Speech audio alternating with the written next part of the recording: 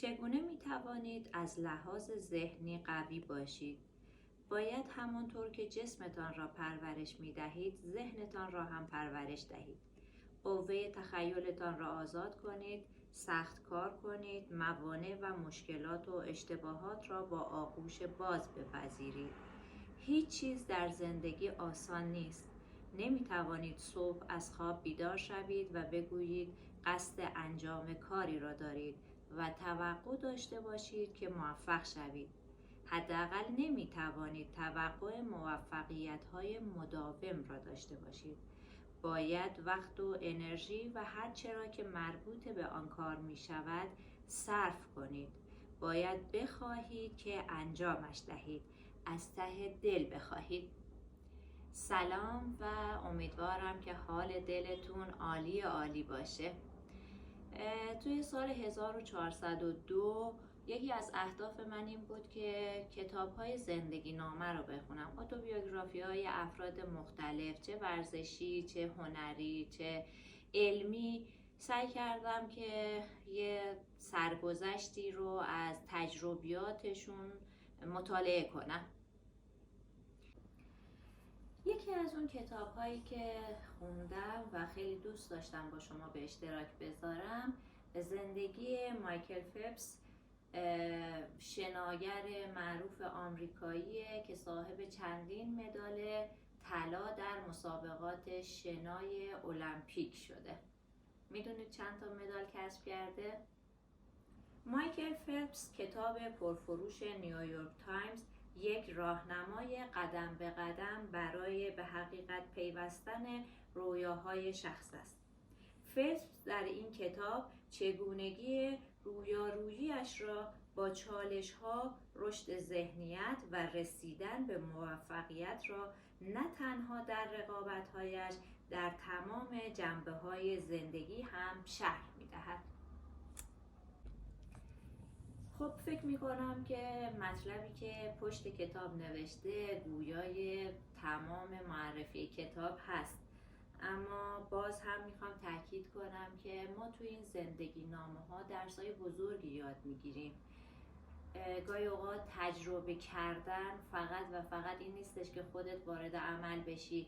خیلی اوقات میتونی از تجربیات دیگران استفاده کنی و مایکل در این کتاب خیلی خوب از شکستهاش و پیروزیهاش و تجربیاتش صحبت میکنه. قرار نیستش که هیچ موفقیتی یک شبه و به طور آنی کسب بشه، حداقل موفقیتی که چشمگیر باشه. و مایکل توی این کتاب از دوران کودکی شروع میکنه و سختی هایی که کشیده، بیدار شدن های صبح زود و مشکلاتی رو که تجربه کرده، شکست ها، علل خصوص تاکید میکنم روی شکست هاش. خب ما وقتی از قاب تلویزیون مسابقات این ورزشکار رو دیدیم و برنده شدنش رو دیدیم و قهرمان شدنش رو دیدیم، پشت اون تصویر تلویزیونی یک عالمه تلاش بوده، تلاش هایی که خیلی اوقات به شکست رسیده، تلاش هایی که لزوماً با موفقیت همراه نبوده، اما این شخص رو ساخته و برای ساخته شدن نیاز هست که همینقدر قدرتمند و قوی و با انگیزه جلو بریم. این کتاب یکی از کتاب‌های واقعا مورد علاقه‌ام بود که خوندم و واقعا از خوندنش لذت بردم. هم نثر روانی داره، خیلی راحت با شما ارتباط برقرار میکنه و کلی هم تصویر از تصاویر خانوادگی، شخصی و مسابقات مایکل هست که هیجانش رو میتونید توی این تصاویر ببینید. دوست داشتم که اینا رو رنگی میتونستن چاپ کنن، اما خب به دلیلی که هزینه چاپ خیلی بالا میره قطعا این کار انجام نمیشه.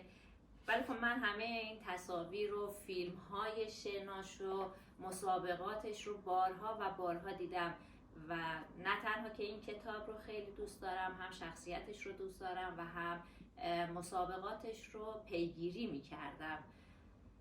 واقعا کتاب خوبیه، پیشنهاد میکنم. میتونه براتون انگیزه درست کنه برای رسیدن به هدف. قرار نیستش که شما زمین نخورید یا با مشکلی روبرو نشید، اما این کتاب به شما میگه که چطوری میتونید از این مشکلات عبور کنید. پیشنهاد میکنم که این کتاب رو بخونید و خوشحال میشم که نظراتتون رو با من به اشتراک بذارید. ورزش شنا، شاید خود مایکل توی این کتاب بارها گفته که قبل از اون خیلی از کودکان در آمریکا به دلیل افتادن توی حتی یه حوض و یا یه رودخانه کوچیکی که نمیتونستن شنا کنن، بلد نبودن شنا رو، از بین میرفتن و غرق شدن. اما مایکل اسطوره‌ای شد که همه کودکان رو علاقه‌مند به شنا کرد و با این مسئله تونست جان خیلی از بچه‌ها رو نجات بده و به نظر من این رسالت بزرگی بود که مایکل در زندگیش انجام داد. به هر حال پیشنهاد میکنم این کتاب رو مطالعه کنید و نظراتتون رو با من در میون بذارید. براتون اوقات خیلی خوب و خوشی رو آرزو میکنم و تندرست باشید.